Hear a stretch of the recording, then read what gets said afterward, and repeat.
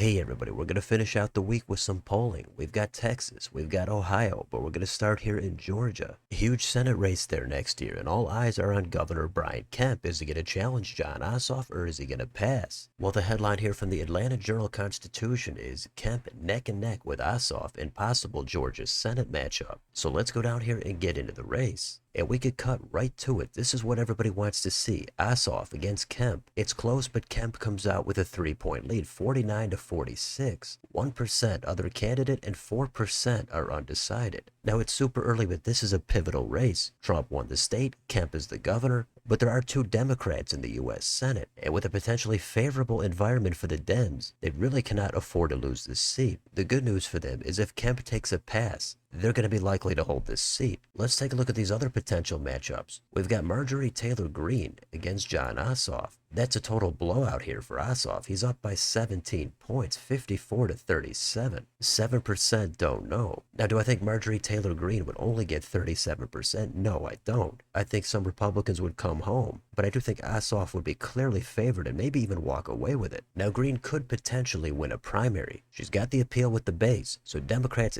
definitely want to see her be the nominee. So she might be more in line with the values of the base. But the reality is, I don't think she could win a general election under reasonable circumstances. It probably would turn into another Carrie Lake or a Mark Robinson in North Carolina. Just like some of the controversial Democrats on the other side, Greene is really only going to be suited for a deep red congressional district in the U.S. House. Now they've got a couple more potential matchups on here. They've got John King, who I guess is the insurance commissioner for Georgia. I can't say I know a whole lot about this guy, but he's only polling at 38%. Ossoff at 51. Then you've got Secretary of State Brad Raffensperger. He's going to be considered controversial in a different direction. A good portion of the base might be upset with Raffensperger after the 2020 election, but even so, Ossoff leads by 9, 48 to 39, and there's 10% undecided. Then we've got the polling dates here, April 15th through the 24th, and we've got 1,000 registered Georgia voters. Margin of error plus or minus 3.1. So this pretty much confirms what I and most other people thought about this race. It's Kemp or bust for the GOP. It doesn't mean Kemp automatically wins. We've got a year and a half to go. Anything can happen. But it does mean that without Kemp, it's close to a lock that the Dems are going to hold it. Certainly if that candidate is highly polarizing. Then let's go down here. It talks about approval ratings.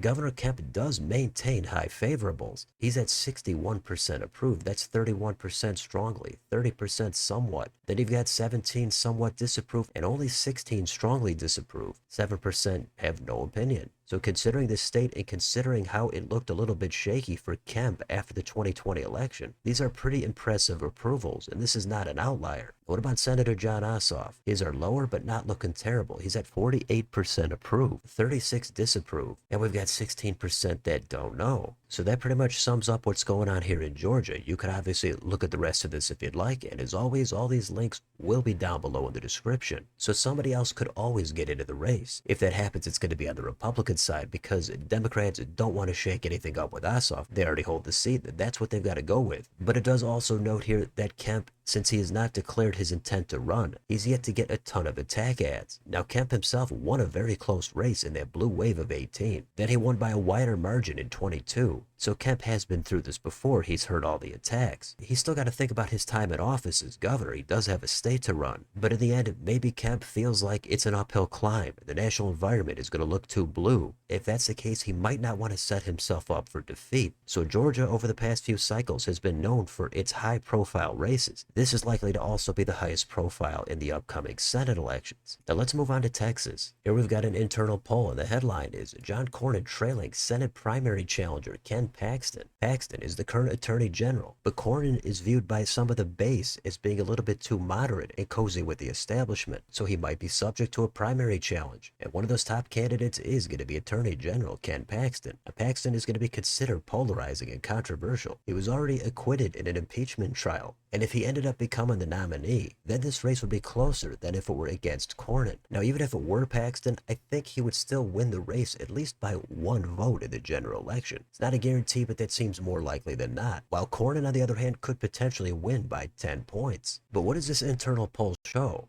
Well, it shows Ken Paxton dominating Cornyn by 17 points, and it says a Democratic poll shows him down by more than 20 points. So they are internals and there's a lot of time left. So this could just be kind of an intimidating pressure campaign to get Cornyn to go more toward the base. Or maybe Paxton is serious and maybe he does want to take him down. But there's other people that might get into the race. They note here U.S. Rep Wesley Hunt. It's way early. Hunt or anybody else has plenty of time to make a decision. So here's another race where Dems would love to go up against Ken Paxton. That's just going to be because he's a weaker candidate in the general election. They pretty much know they have no chance at taking down Cornyn. Against Paxton, it's not exactly high, but it's certainly a lot higher than it would be against the incumbent. So the Dems also do have to figure out who they would put up against Cornyn. Are they going to have a competitive primary, or are they all going to rally around a single candidate? They do list some other potential candidates here, but it also looks like Colin Allred, who lost to Ted Cruz back in November. He could be geared up to make another run. And also maybe Beto O'Rourke. He seems willing to make yet another run at it as well. Now to me, I always think it's interesting when you lose a statewide race, coming back right away in the next one seems weird. Now there are some times it does pan out. Sometimes the national environment is different or you're facing a weaker candidate. And we see this with both parties. For some reason you want to come right back and see if they'll take a second look. We're probably seeing the same thing with Mike Rogers in Michigan. There's countless examples. Sometimes it's fun politically, but there's also a level of arrogance to it. I think you should maybe sit out a race or two and give somebody else a chance. They also mentioned retired astronaut Terry Virts. He could mount a bid as well. But if we go down here a little bit more, it says this Republican poll used 605 primary voters in mid-April, and it was carried out by a Virginia firm led by Donald Trump's former campaign manager. So again, 50% for Paxton, only 33% for Cornyn. And it says respondents favored Paxton even under a hypothetical scenario where Trump endorsed Cornyn 44-38. It says Ken Paxton's favorability rating with Republicans is just 60%. That's super weak stuff in a general election. But again, we've got a lot of time to go. Now maybe the most notable thing this poll mentions is, in a survey of more than 1,000 likely voters in the general election, Colin Allred, who lost to Ted Cruz in 24, was leading Paxton 52-37. Now once in a while you see a poll that seems so far outside of any expectations, and Allred with a 15-point lead over Paxton does not really seem believable. But the takeaway from it is, it shows Paxton is much weaker than Cornyn. If it were Paxton, and if it were a big blue wave against a strong Democrat, then I think it would be a competitive battle. We saw it back in 2018 with Ted Cruz against O'Rourke. Cruz still won by about 3 points. So just like Georgia, it's a great race to follow. But like every political cycle, there's a lot of storylines early on, but a lot of them fizzle out as we actually get into the election year. Finally, let's move on to this poll in Ohio. They're going to have a race next year for governor and a special election in the U.S. Senate. And this shows you the background of the poll right here. It used 800 registered voters. So this state has gotten a lot redder over the past decade and a half. Let's see what we've got here for governor. First, we've got the Democratic primary. We've got Tim Ryan, Sherrod Brown, and Amy Acton, who was in the Ohio Department of Health. In that three-way race, Sherrod Brown leads with 59%, so that's pretty clear cut.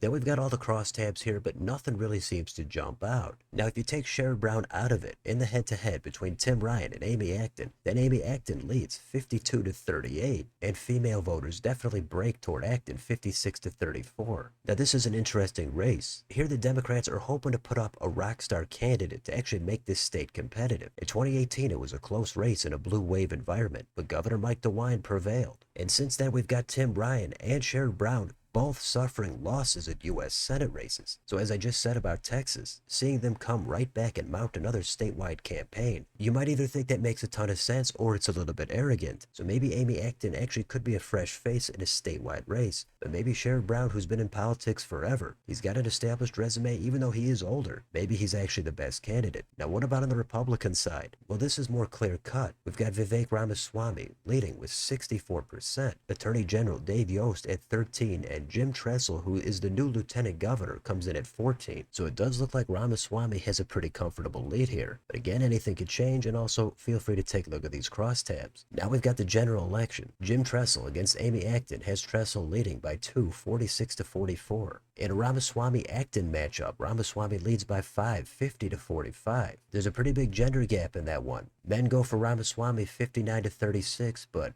females go for Acton 54-41. And older voters break for Ramaswamy 53 to 42. That's going to be age 45 and up. So there are some demographic differences here on these crosstabs. If it's Dave Yost against Amy Acton, Yost is up by 1, 46 to 45. If it's Jim Tressel against Tim Ryan, up by 3, 46 to 43. How about Ramaswamy against Tim Ryan? He's up by 7, 51 to 44. And if it's Dave Yost against Tim Ryan, Yost, the Republican, is up by 2, 46 to 44. Now, what about that U.S. Senate race? Again, this is a special election. Jon Husted was appointed to that seat after J.D. Vance stepped down to become vice president. If he faced off against former Senator Sherrod Brown, Husted leads by 3, 49 to 46. So those are not at all bad numbers if you're Brown or a Democrat in this moderately red state. The potentially good news for Husted is he hasn't been in the Senate that long, so he hasn't really made a name for himself just yet. And early polling many times does not stay consistent all the way through the general election. I would expect any Republican to be favored,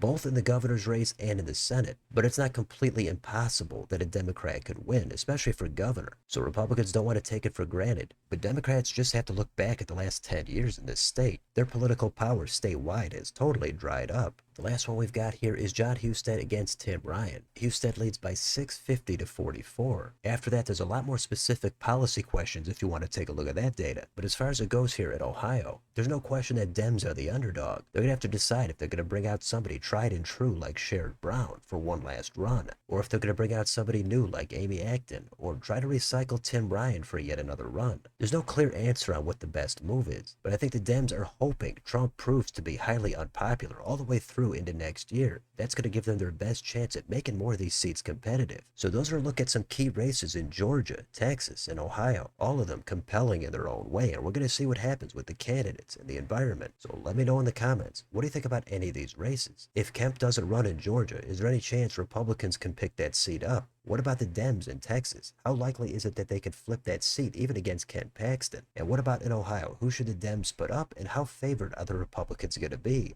Let me know down below on your way out. Don't forget to like, share, and subscribe. Join if you'd like to support the channel. Thanks for watching. I'll see you next time.